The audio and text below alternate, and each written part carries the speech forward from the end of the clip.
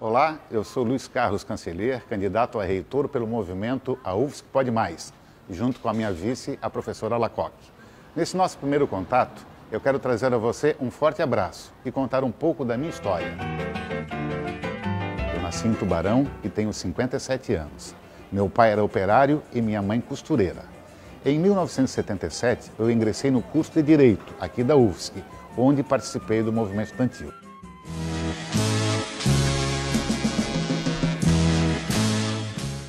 Eu precisei me ausentar do curso e comecei a trabalhar como jornalista, enfrentando os tempos difíceis da ditadura militar. Tive orgulho em participar ativamente da campanha pela anistia, de apoiar as diretas já, a libertação dos presos políticos, a eleição de Tancredo Neves, a Assembleia Nacional Constituinte e o movimento Fora Collor. O tempo passou e em 1996 pude realizar o sonho de retornar aos meus estudos para seguir a antiga vocação. Concluí o curso de Direito aqui na nossa universidade, fiz o mestrado e o doutorado. Hoje sou professor e diretor do Centro de Ciências Jurídicas. Também sou autor de livros e artigos especializados. E começamos a edição desta quinta-feira do Bom Dia Brasil falando da operação da Polícia Federal, operação que acontece agora de manhã em Santa Catarina e em Brasília contra pessoas suspeitas de fraudes no ensino à distância. Mas é roubalheira para tudo que é lado, né? Os suspeitos, nesse caso aí, teriam movimentado 80 milhões de reais. O reitor da Universidade Federal de Santa Catarina foi preso. A Polícia Federal prendeu hoje cedo, em Florianópolis, o reitor da Universidade Federal de Santa Catarina. E já está no presídio masculino de Florianópolis, o reitor da Universidade Federal de Santa Catarina. Luiz Carlos Canceller de Olivo, Cal está morto. Nas estatísticas oficiais, a morte de Cal será contada como suicídio. Mas ninguém se iluda. Mãos visíveis, não será necessário identificá-las prendendo alguém, constrangendo alguém, porque todos nós sabemos quem são. E mãos invisíveis, muitas mãos invisíveis, o empurraram das alturas.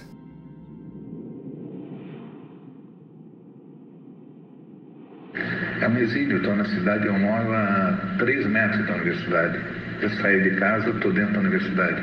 Eu não posso entrar na casa em que eu convivo desde 1977.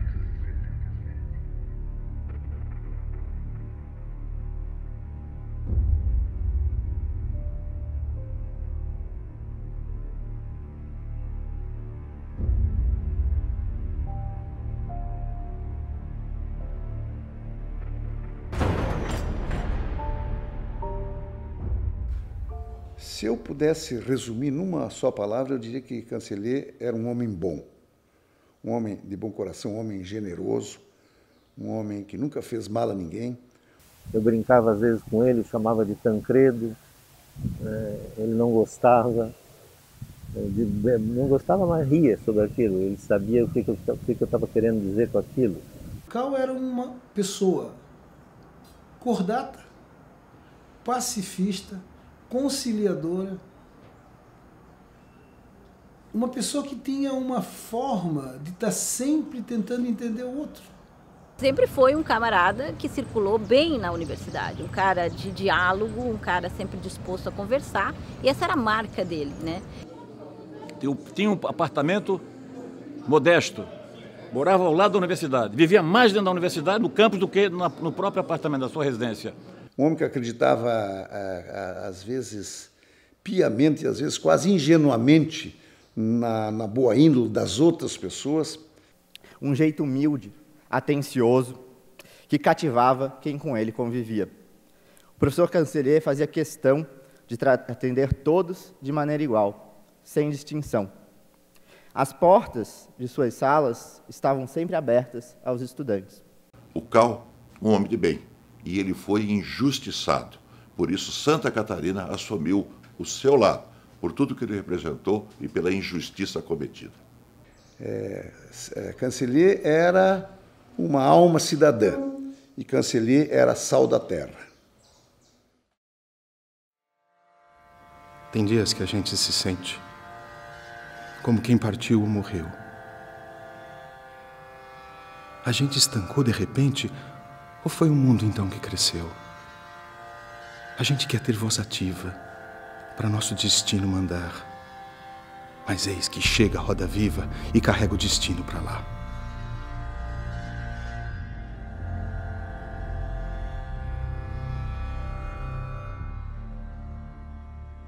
Devemos lembrar que a tragédia de ontem não foi um acidente.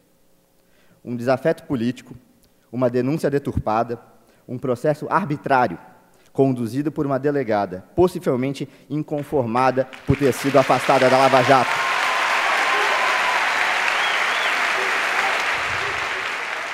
Uma decisão inconsequente da juíza da Primeira Vara Federal de Florianópolis mudou, do dia para a noite, a vida do reitor Luiz Carlos Cancellier. Depoimentos que o absolviam foram ignorados. Provas foram colhidas sem qualquer contraditório. Uma prisão duramente criticada por toda a comunidade jurídica catarinense. Uma decisão assinada no conforto de um gabinete que transformou a história da nossa universidade.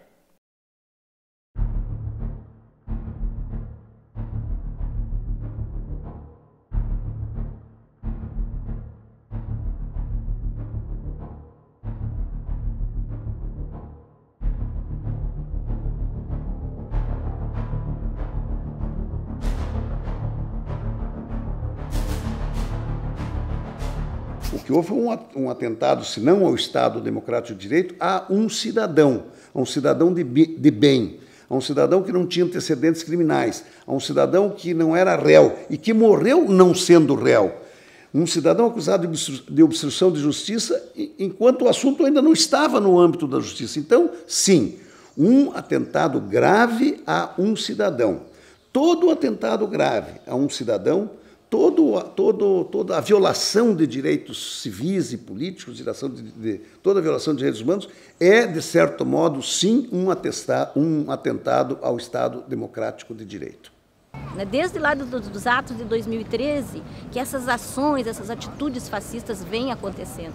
E como elas não foram freadas no seu nascedouro, elas estão crescendo de maneira muito assustadora.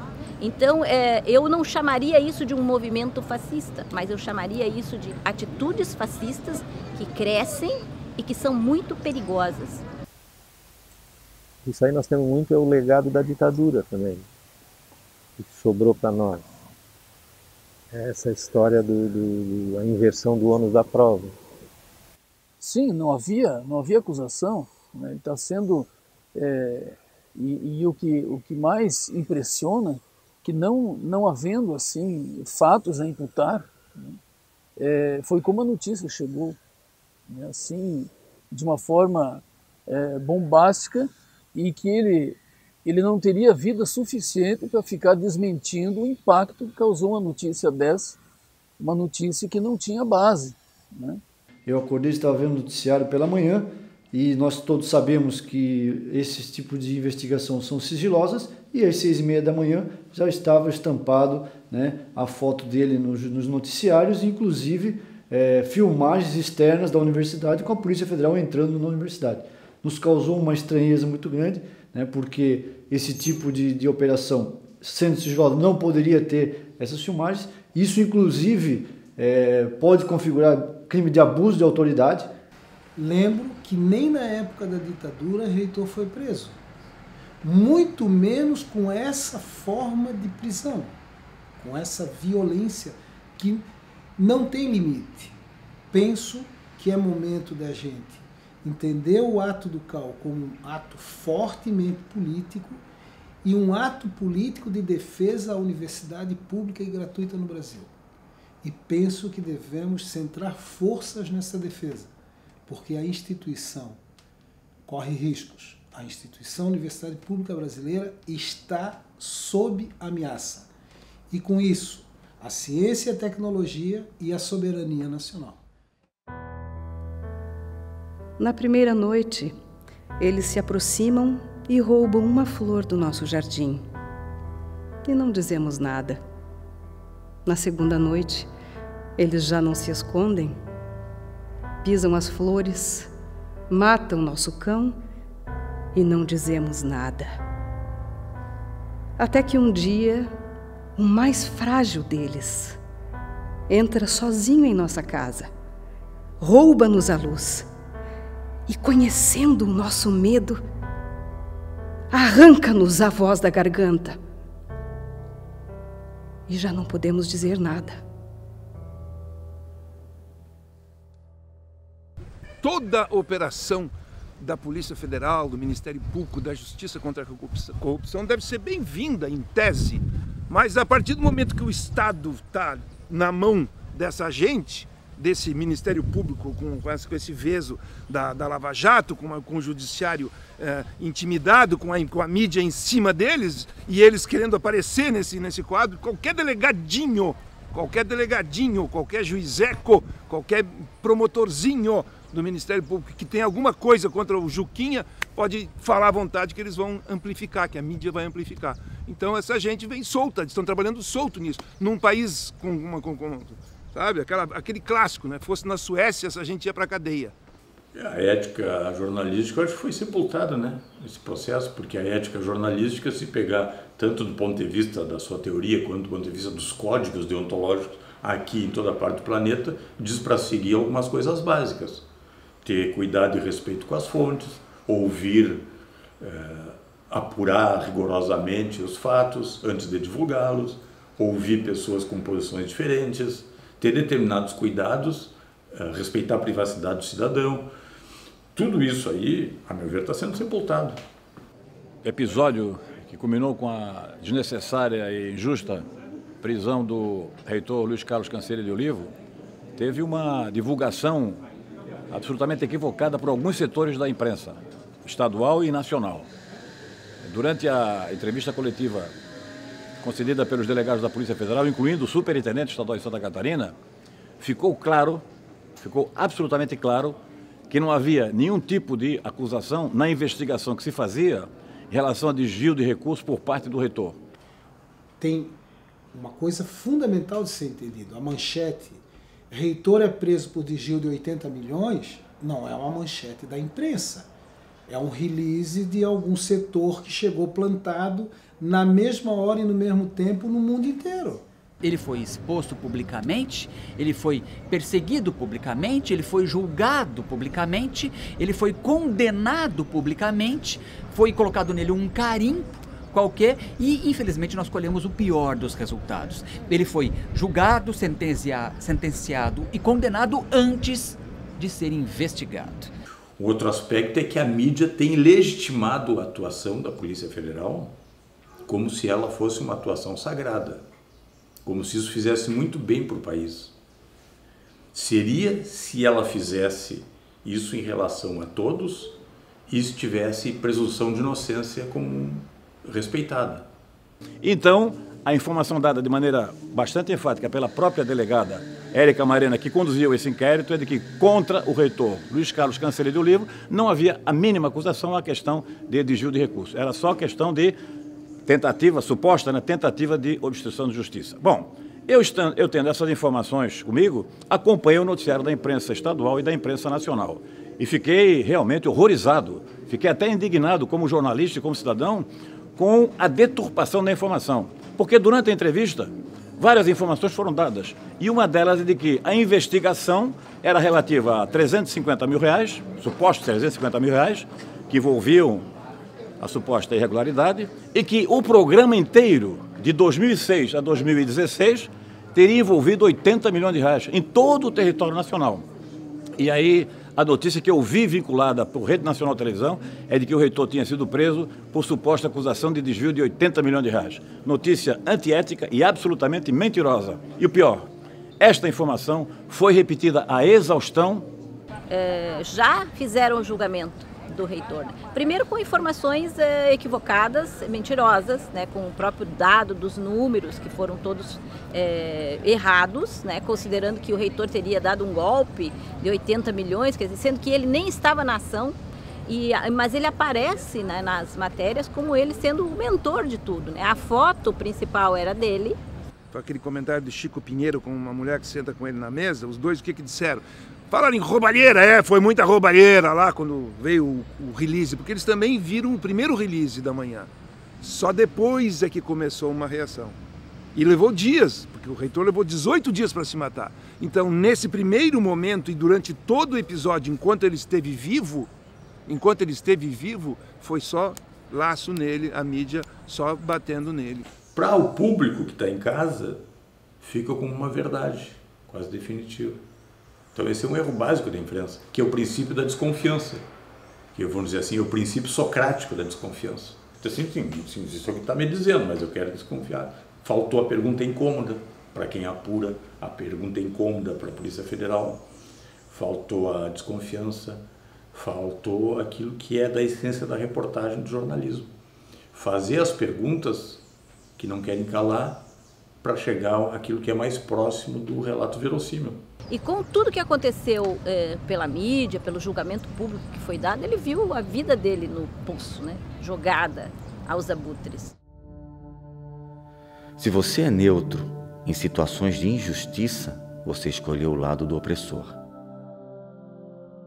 A gente vive um momento bastante delicado da civilização humana, um momento de muito selfie, de mostrar-se, de exibir-se, de egos, de vaidades, da alta exibição e da grande exibição, inclusive de aspectos privados. Isso ajuda a mover uma engrenagem de espetacularização de todas as ações. A imprensa acaba estimulando, porque ela estimulou e ela tem elogiado, e aí principalmente seus colunistas, têm elogiado sem reservas a atuação de juízes, a atuação de policiais federais, elogiado a ponto de encher a bola dessas pessoas que muitas vezes não têm tanta experiência nos cargos, mas que estão fascinados por determinada vaidade e que estão debaixo de determinados holofotes e que fazem com a imprensa determinadas trocas. O problema é que a gente criou uma casta. O judiciário hoje é uma casta. E as pessoas não querem enxergar isso. Nós vivemos um momento de muitas dúvidas, em que as autoridades que não têm oportunidade de conhecer a vida, porque não têm idade para isso, que apenas o estudo dos livros os leva a cargos extremamente significativos de fiscalização e de oportunizando as injustiças que cometem. Por isso, nós precisamos mudar. Eu tenho pessoas próximas a mim que são juízes.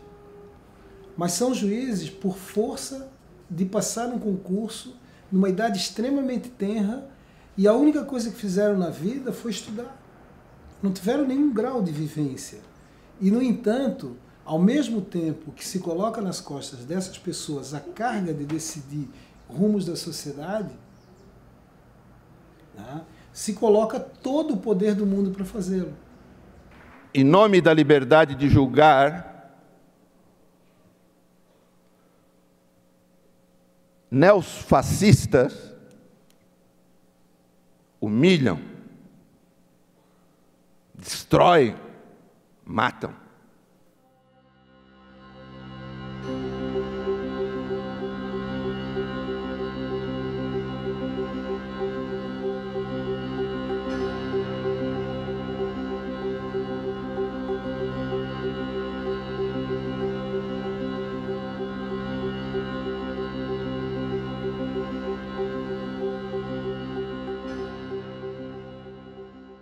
A prisão temporária. Nós temos que identificar inicialmente a presença de um dos crimes expressamente previstos no artigo 1º, inciso 3º dessa lei. Significa dizer que, para que alguém possa ser preso em razão de uma prisão temporária, ele tem que ter cometido um daqueles crimes determinados. Fora isso, essa prisão está absolutamente excluída. Claro, além dessa possibilidade, havendo esse preenchimento desse requisito, aí tem que se verificar se essa prisão é imprescindível, e essa imprescindibilidade tem que ser dita tanto por quem pede, ou seja, polícia ou Ministério Público, como por quem concede, que é o juiz.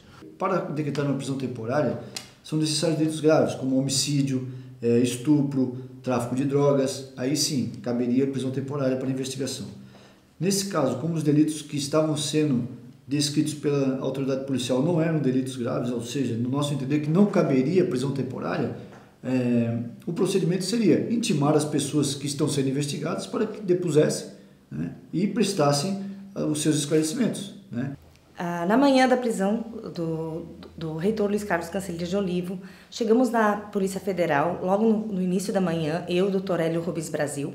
Chegando lá, a gente teve um primeiro acesso a ele e depois ele foi encaminhado para começar a realmente prestar esclarecimentos, a prestar o seu depoimento, do qual ele nunca se negou em nenhum momento.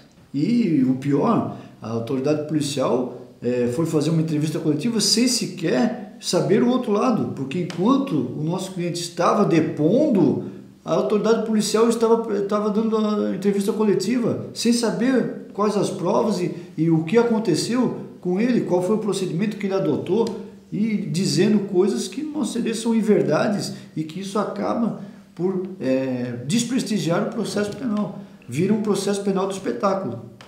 Chegando no dia seguinte, eu fui no primeiro horário da manhã, consegui conversar com ele e ele estava bem mais abatido. Ele estava aparentando alguns sintomas, ele estava suando demasiadamente, ele apresentava tremor, ele me disse que estava com taquicardia, o que me assustou bastante. Eu comuniquei a ele que eu iria tentar ver da possibilidade de levar o médico dele, né, o cardiologista que o acompanhou nesse período todo, e disse que voltaria à tarde. Então, nesse meio tempo, eu consegui contato com o irmão dele, o Júlio Cancellier, que foi quem procurou o médico e realmente conseguiu com que o médico fosse à penitenciária para atender. A pedido do Gelson e dos familiares, eu fui avaliá-lo na penitenciária de Florianópolis, né, no dia seguinte à prisão, porque estavam um pouco preocupados com alguns sintomas que ele vinha apresentando durante a sua detenção. Ele estava vestindo aquela roupa característica dos presidiários, né, aquele uniforme alaranjado, pijama alaranjado, e estava algemado no momento que eu examinei. Na realidade, dentro da sala não tinha ninguém próximo, até que eu pudesse solicitar para retirar as algemas, para poder ser examinado sem as algemas naquele momento. Tivemos uma conversa por algum tempo. Mãos que em nada parecem saber que a prisão, em toda circunstância, é desonrosa, à exceção das prisões nas ditaduras, dos presos políticos. Em nada parece saber que abate, constrange e humilha examinar alguém em corpo nu, vesti-lo em roupa de prisioneiro, e que tudo isso adentra pelo terreno da barbárie, ainda mais quando se faz sem flagrante, sem sentença e antes mesmo de ser réu. Os que negam liberdade aos outros não merecem liberdade.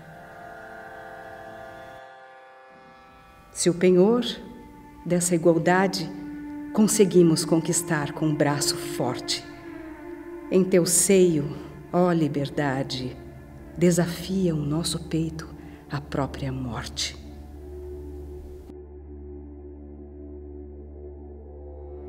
O homem do diálogo foi preso sem antes poder falar.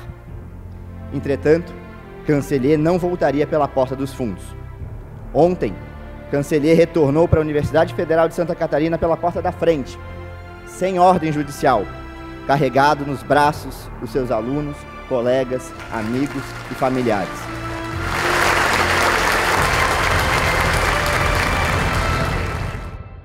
O Cal deixou um legado de bons exemplos, que nós esperamos que Deus o tenha chamado nesse momento de infortúnio, mas que os seus exemplos se perpetuem na história de Santa Catarina e do Brasil. A civilização se construiu quando alguns homens se voltaram, entende, por um ato de compaixão com o sofrimento do outro. Quer dizer, é assim que foi Mandela, é assim que foi Martin Luther King, é assim que foi Gandhi. Eles não eram homens de guerra, eles eram homens da tolerância. Eles eram homens que compreendiam os seus inimigos. E por isso que eles foram grandes e foram revolucionários. Então ele deixou um legado e deixou uma série de coisas que nós devemos cuidar para não cometer. Nunca abandonar amigo. Amigo não abandona amigo. Não violente teus filhos, mãe gentil.